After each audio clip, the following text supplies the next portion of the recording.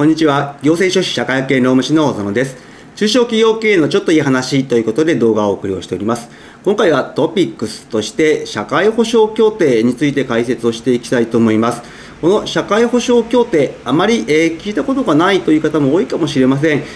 関わるのはですね、一部の方になってくるかもしれませんけれど、非常に重要な協定の一つという形になっております。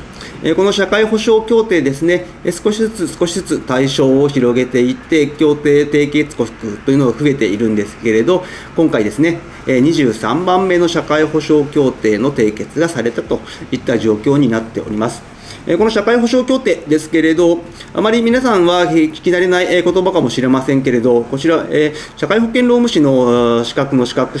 得の試験ではですね、たびたび出てくる内容でですね、新しい社会保障協定が締結されると、新しく締結した国はどこですかといった形で試験問題として出題されることがたびたびあるといった状況で、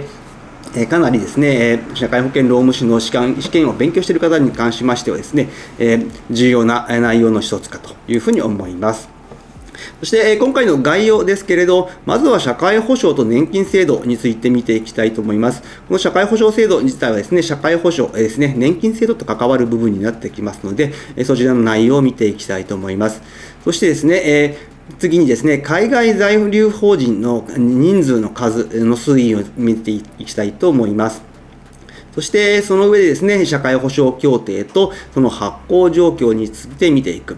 この社会保障協定、どのような手続きをしていったらいいのか、いわゆる適用証明書というのを取得するんですけれど、この手続きの流れの概要について見ていった上で、最後に注意点とまとめという形になります。まずですね、社会保障と年金制度という形で、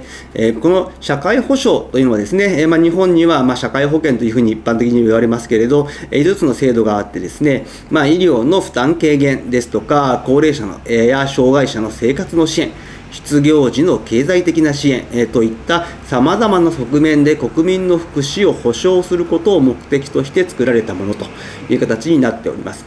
そしてですね、こういった保険ですけれど、国民皆保険制度というのを設けておりまして、国民のすべてが健康保険、厚生年金、雇用保険などの社会保障に加入することが義務付けられているといった状況になっております。そして全部でですね、5つ保険制度というのが設けられておりまして、社会保険と一般的に言いますけれど、そのうち上の3つですね、年金保険、医療保険、介護保険につきましては、狭い意味での社会保険なんていう言い方をしまして、一般的に社会保険といった場合は、年金保険、医療保険、介護保険を指すことが多いかと思います。そして残りの2つの雇用保険、労災保険につきましては、この2つをまとめて労働保険という言い方が多いかと思います。こういった形でですね、国民皆保険制度というのを設けていることですね、いわゆる年金制度に関しましては、日本では国民年金と厚生年金という形になっております。以前はですね、共済がありましたけれど、共済の方は厚生年金の方に統合という形になっておりますので、以前は3階建てなんていう言い方をしましたけど、今は2階建ての年金制度という形になっております。そして国民年金につきましては、日本国内に住んでいる20歳から60歳の方で、厚生年金の未加入者の方は、すべて国民年金の1号もしくは3号の形になるという形になっております。そして厚生年金につきましては、厚生年金の適用事業所で働く方、70歳未満の方が原則になりますけれど、その上で一定の要件を満たす方という形になっておりますね。そしてこの厚生年金の適用事業所に関しましてはですね、社会保険の適用拡大というのが進んでおりますので、令和6年の10月からまたさらに対象範囲が拡大をしていくといった形になっていく。そしてではですね、この年金制度1号、2号、3号という形で分かれておりますけれど、いわゆる国民年金に入られる1号の方がどのくらいいるのかといいますと、大体1400万人ぐらいと。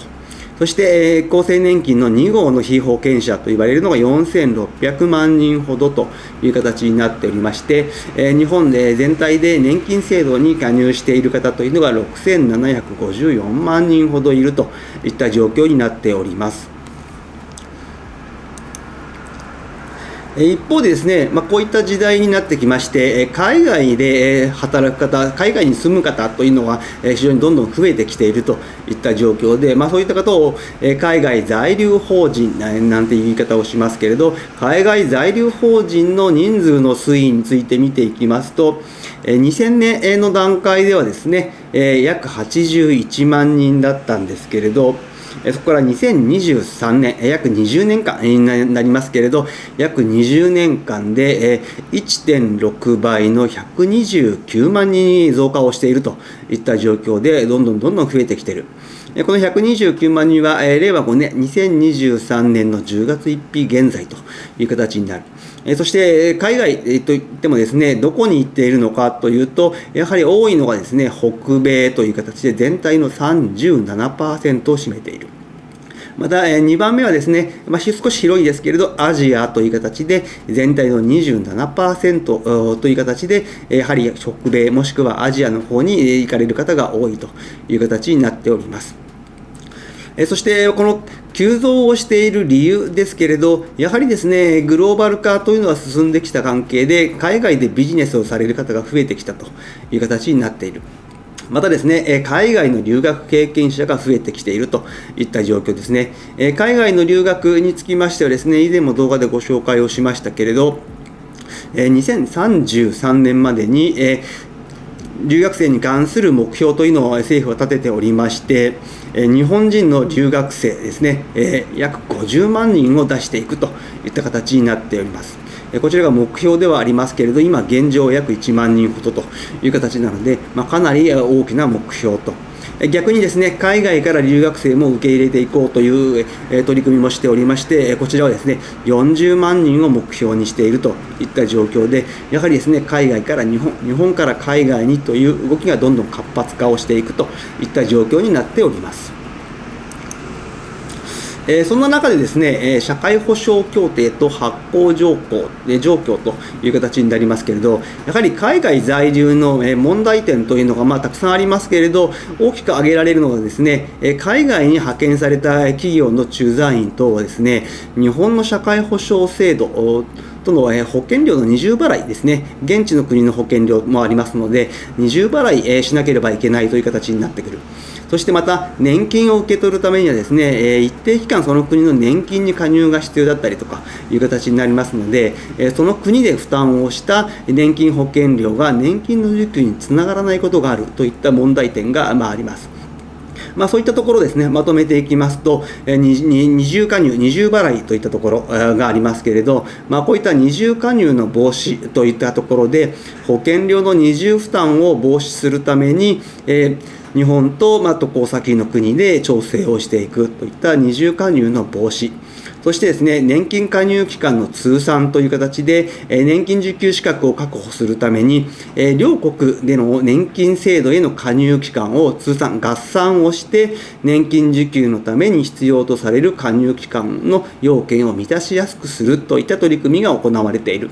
この取り組みがですね、社会保障協定といった形で、一定の条件の下で海外に住む日本人や外国人に対しても、日本の社会保障制度の一部を適用するための協定ということができるかと思います。そして、この社会保障協定ですけれど、2国間で締結をする必要があって、調整をしていく。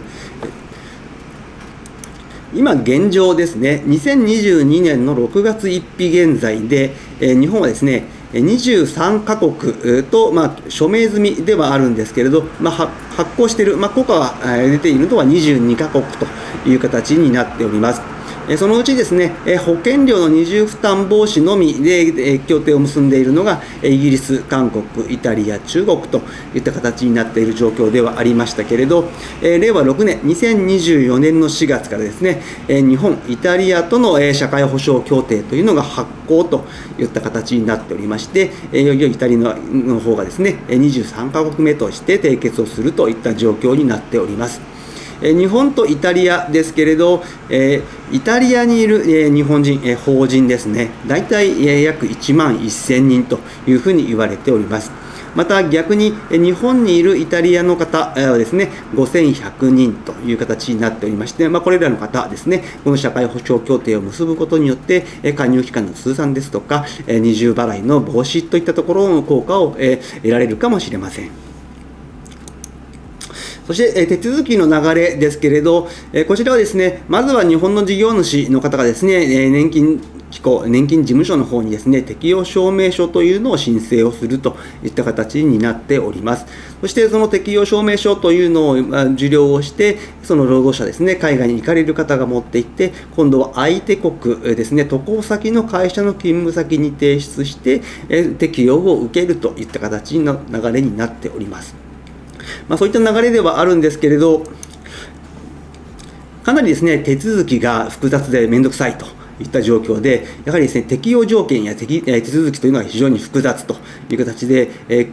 その国その国でいろいろルールがありますので、特定の要件を満たさなければならない場合というのもあったり、またはですね、一部の国ではですね、年金の支給額が日本よりも低い場合もあるといった状況がありますので、社会保障協定の内容や適用範囲というのが国によって異なるので注意が必要です。ただですね、海外で働く人というのは今増加傾向にあります。渡航先が社会保障協定の締結国かというのをですね、確認をしてほしいと思います。今日の内容が明日からの経営にちょっとだけ役に立つことを願っております。ご視聴ありがとうございました。それではまた次回。